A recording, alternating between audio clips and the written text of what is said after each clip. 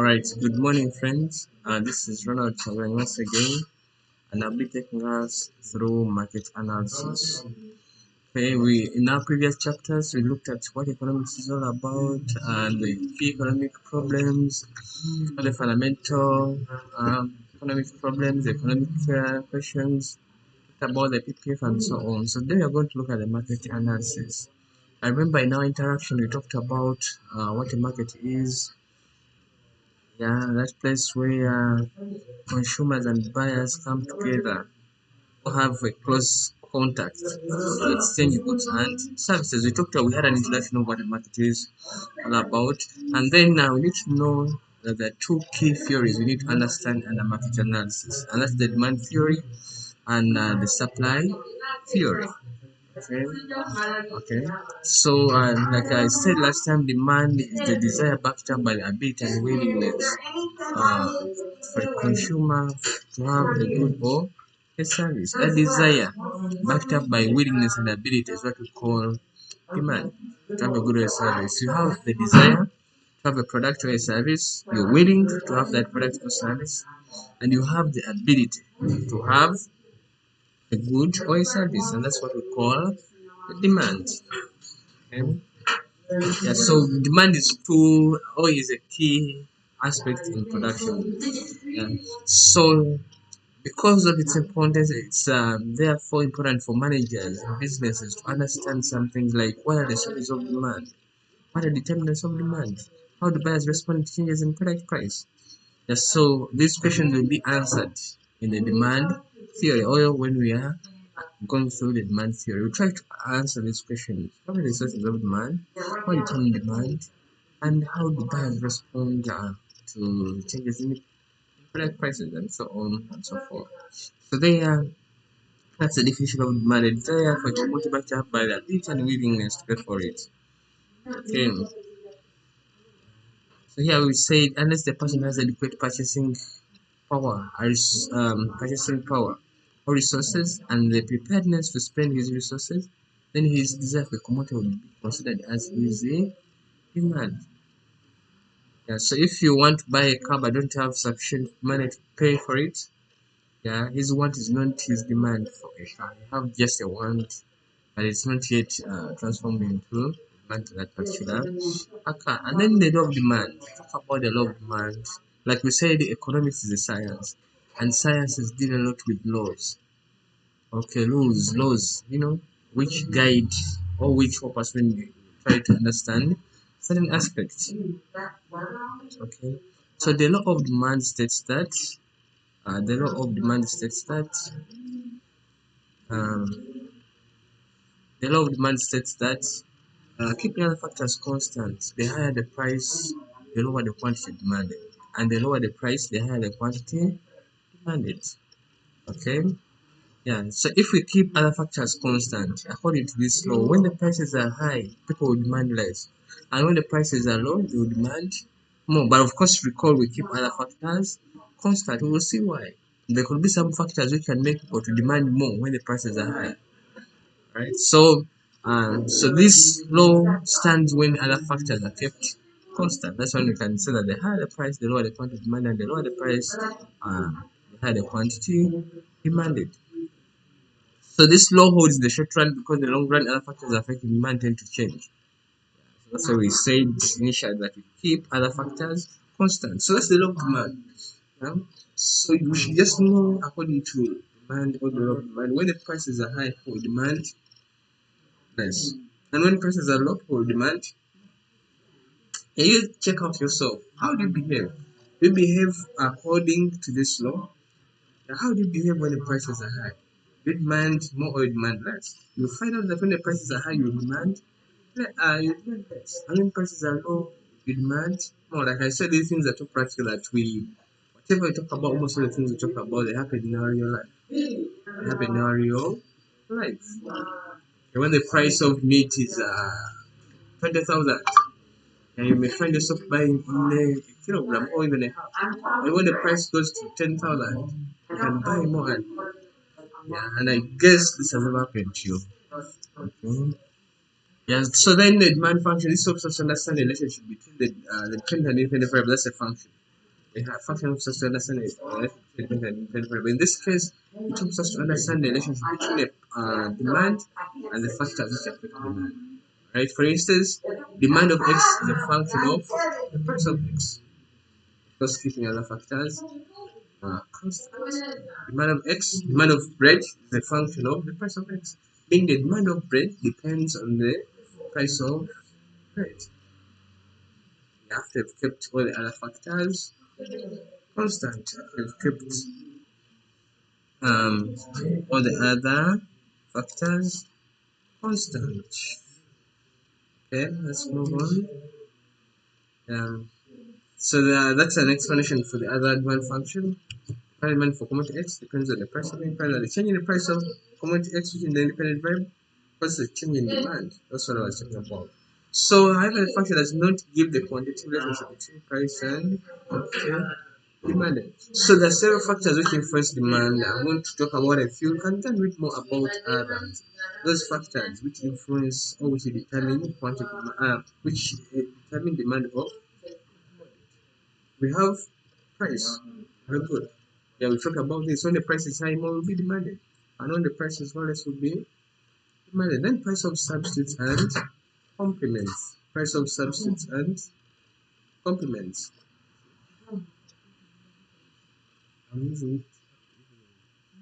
Price of substitutes or complements. Substitutes and complements. Yeah. When we talk about substitutes, we are talking about those two which can serve the same purpose. Yeah, bread and cassava. They are both escorts. Yeah. We have Colgate and Colgate. Colgate and what? And Close-Up. Yeah. Yeah. Tea and coffee. Those are substitutes. Meaning, if you don't have tea, you can have coffee. Those are substitutes. And then complements are those goods which are used or consumed together. Brew band and bread, those are complements, they move together. Car and fuel, those are complements, they move together. And many others, book and pen. Alright, so when you talk about the price of substitutes, this affects demand. When the price of a substitute increases together, what is demanded over the goods we're talking about in this case will also reduce. Yeah, let me use a simple example. Will the quantity demand will increase, not reduce. Pardon me, it will increase. When price of a substitute increase, quantity demanded other products, or the products in question will increase. When the price of coffee increases, quantity demanded of tea will increase. Why? When the price of coffee goes up, people will run away from coffee and they will consume more of the substitute altogether. So when the price of a substitute increases, okay, the quantity demanded of the good in question will also increase. Why? People will run away from the substitute which has become expensive. They will come now and consume more of the good in question. When the price of coffee goes up, more of tea will be demanded. For people will leave coffee and will consume more of tea. That's the relationship between substitutes. And the reverse is true. When the price of the substitute reduces, quantity demanded of the good in question reduces. Yeah? When the price of coffee reduces, quantity demanded of tea will reduce. Why? When the price of coffee reduces, people will consume more of coffee, and then they will consume less of tea altogether. Yeah, so with the substitutes, there's that positive relationship. Now, when the price of a substitute goes up, quantity demanded of the good in question also. And then we have the complements. And we said complements are those goods which are consumed together. And so for these goods, there's a negative relationship. Yeah? When the price of a complement goes up, quantity demanded of the good in question will go down. When the price of bread goes up, quantity demanded of global will reduce. Why? People will be consuming less of bread, and so they will not consume group band, keeping other factors constant. If here we are assuming that group band is used only for bread, someone will tell you what, how about if I'm buying group band to smear myself? Yeah. Or how about if I'm buying group band to put in food? Yeah. We're talking about group band and bread. If it's purposely or if it's just for bread. When the price of bread goes up, what the demand of group band will reduce. People will consume less of group band. For those, they don't have the bread. And recall they use the bread to consume the group band. Okay? Yeah, that's that relationship.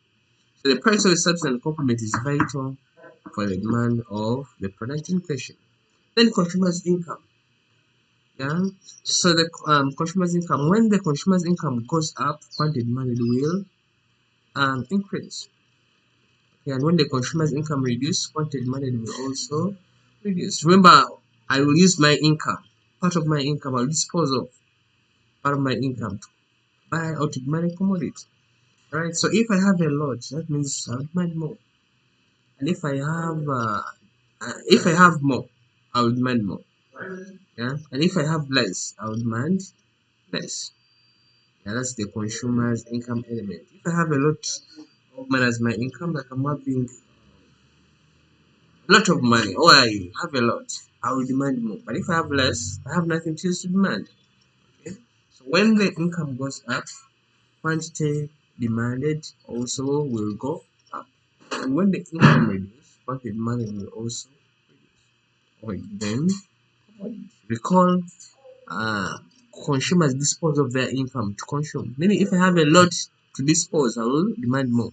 And if I have little to dispose, I'll demand less. Okay, I'll demand less. So that's the element of income. Alright, taste and preference.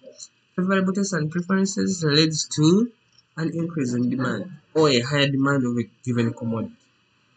Yeah, whereas unfavorable taste and preference leads to a low demand of a given commodity. If I have a taste and I prefer a commodity, yeah, here I'm having my commodity. I'm having this. Yeah, I'm having this. Yeah. I'm having ghee. There are some people who don't like the ghee. Yeah. Yeah. But if you like the ghee, you demand more of it. Yeah, but if you don't like the ghee, you don't demand for it. Okay? Yeah. So taste and preference is a vital determinant. Okay, favorable taste and preference leads to more demand. Unfavorable taste and preference leads to less demand. Okay. Yeah, so yeah.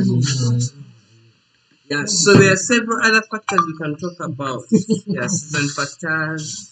Yeah, we are going into Christmas, and there are some commodities which will be demanded more, like Christmas cards. Yeah, Christmas cards, etc. During Valentine, flowers, hello. You know, during Valentine, the demand for flowers is very high. Now, you know, you go to the market and see if there's anyone selling uh, flowers. Selling flowers. Okay, so there are several other factors which influence demand.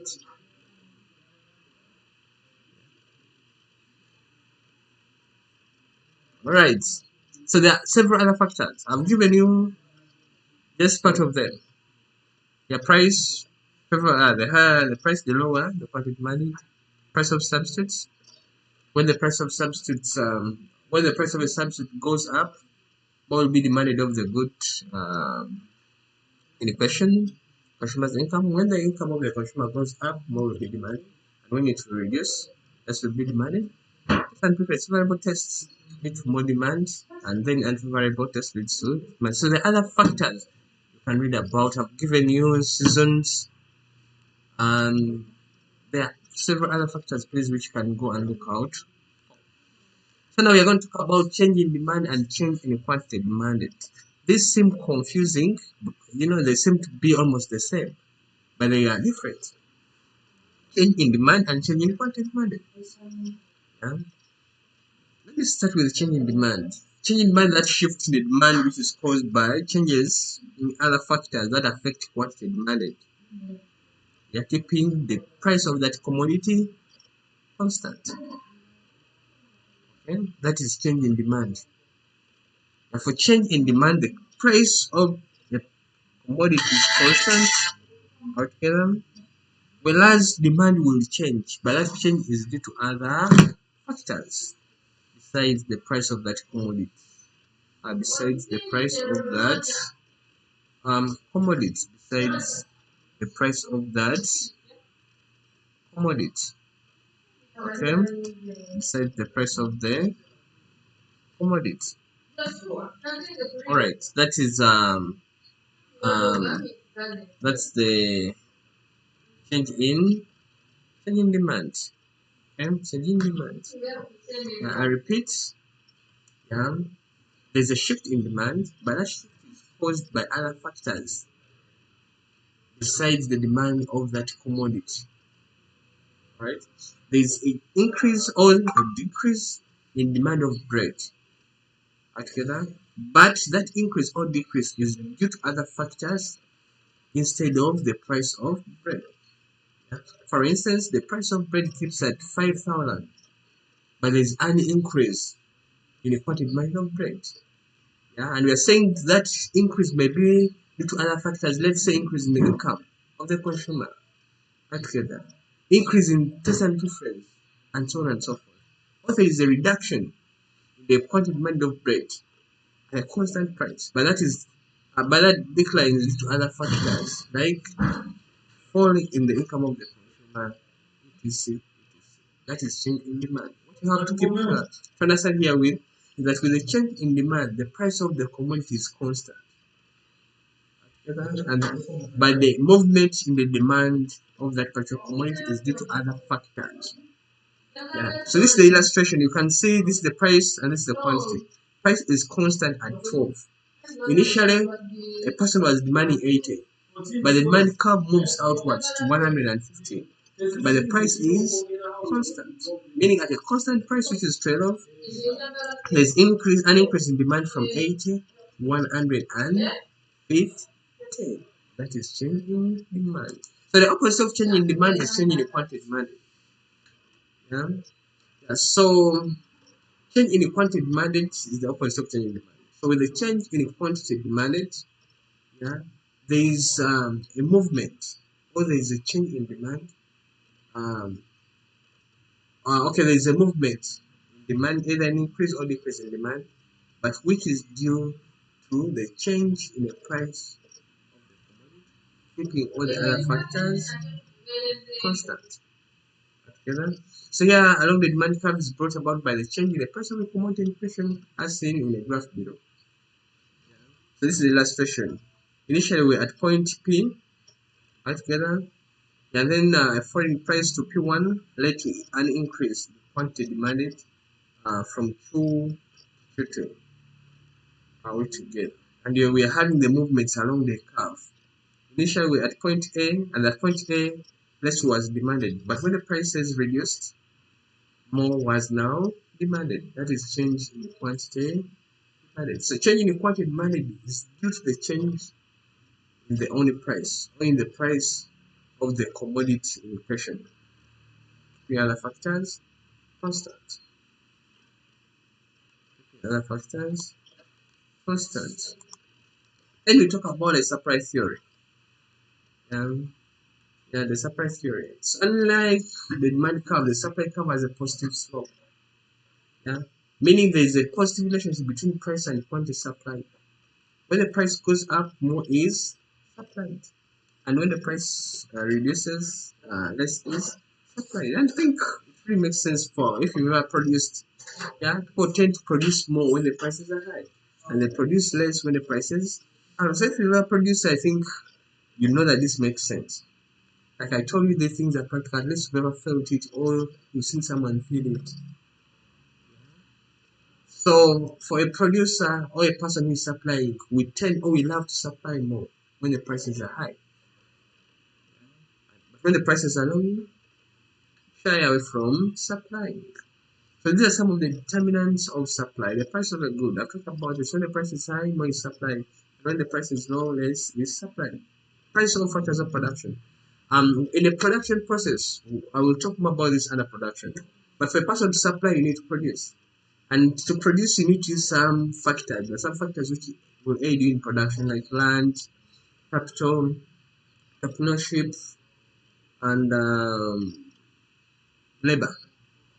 Those are four major factors of production. So when the price of labor goes up, it means the cost of production is going to increase. And when the cost of production increases, it means the price little will be supplied altogether. Yeah. So price of factors of production. When what I used to produce, or when the price of what I used to produce goes up, it means I'm going to produce less and I'm going to supply. That's the element of factors of production. You can even go on and look at those things which aid in production, raw materials and so on. When the prices goes up, you supply less.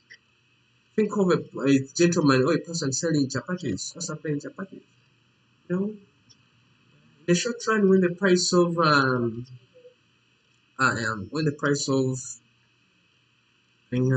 goes up, you know, the person will be able to access fewer materials, and thus will produce less and will supply, you know, altogether. Because what the person is using to produce is now becoming expensive, so the person can use little of it. If you use a little of it, then you're going to produce less. And then technology. Yeah, technology advancement always come with a higher supply. Meaning, the more advanced the technology, the more is supplied, and the less or the low advanced the technology, the less to be supplied. So we supply more with advanced technology and supply little with unadvanced technology. Imagine if you had a machine which makes chapatis, which will make for the dough, it makes for the chapati and then it flies. It means you're going to make many chapatis in a shorter period of time, and that's you're going to supply more. And then where you do it yourself, make one chapati in 5 minutes. Okay? So technology is key in supply. Then price of other goods, complements and substitutes. Cost of production, level of technology, number of producers or commodity, etc. You can read more about this as number of producers. When there are more people producing a commodity, more of that commodity will be in the market. More of it will be supplied altogether. Yeah? But if there are few people producing a commodity, little or less of that commodity will be supplied. Yeah? Imagine if I'm using my example of chapatis, supplying chapatis. If you go to one again, if there are 10 stores of chapatis, meaning 10 people are supplying chapatis, it would mean that most chapatis will be on the market. But if you had only 2 or 1 person supplying chapatis, there will be very few chapatis in one again. Okay, that's the element of number of. Then market equilibrium. Market equilibrium gives rise to equilibrium price and equilibrium quantity. Market equilibrium is that point where we'll talk about demand and supply. Okay, so a point where demand is equivalent to supply is what we call market equilibrium. Demand is equivalent to supply. What people are willing, what people are willing and able to purchase. Okay, what people desire, are willing and able to purchase is equivalent to what the producer is able to put in the market. That brings about market equilibrium. So the price at that point is what we call the equilibrium price, and the quantity is what we call the equilibrium quantity. I repeat, at that point, demand is equivalent. If I'm selling books, I'm having 5 books. I've supplied 5 books, and even those who are willing to demand for the books are, or who are able to demand for the books are, at that point will be at equilibrium. I've made 100 chapatis, and there are 100 people desire, have willingness, and are able to have the chapatis. There we are at equilibrium. Those who demand 4 chapatis and different number of chapatis have. So the price at that point is what we call the equilibrium price. The The quantity at that point is what we call equilibrium quantity. That is the market equilibrium. The ideal, we always seek to have that point where demand and supply are. And it's always the case. At times you have scenarios where you have excess supply or excess demand. Excess supply is that point where more is supplied than what is being demanded. Like you can see as illustrated by that upper part. Okay, the demand, which is 1, is less than the supply, which is 2, 3. All together, so supply is exceeding demand. There are over 100 chapatis on the market, but the demand is 50. So that means supply has exceeded demand. Okay, supply has exceeded demand. And then we have cases of excess demand, especially whereby you demand or we demand more than what is being supplied. The market is willing to supply 50 chapatis, but the demand is for 100 chapatis. That is excess demand. We are demanding more than the market can give. Altogether, when we're having excess demand, we will see the repercussions of such, and how we go back to equilibrium. The middle part is the equilibrium, 2E equilibrium, and that's the ending point you want. So I'll ask you to go and think about how can we get back to equilibrium. We have given you two scenarios. One, what is being supplied exceeds what is being demanded, and the other scenario is what is being demanded exceeds what's being supplied. And I'm asking you, how can we go back to equilibrium in such situations, to go to a point whereby demand and supply are equal? There is one easy way that can happen. Please think about it, and in our discussion you'll give me the answer. Okay, so that's what I was talking about. When the market equilibrium is clear, buyers buy what they want. Can read that. I'll talk about that. Okay, we can read about partial and general equilibrium analysis. Partial and general equilibrium analysis.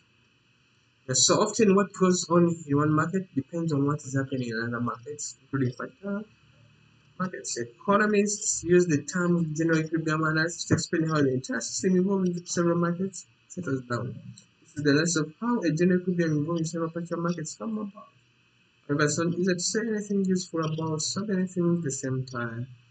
For this reason that economists tend to single out partial markets for separate examination, a procedure referred to as a partial market equilibrium. Okay, so a market is made up of several markets, or an economy is made up of several markets, or the entire system. You have a market for chapatis, you have a market for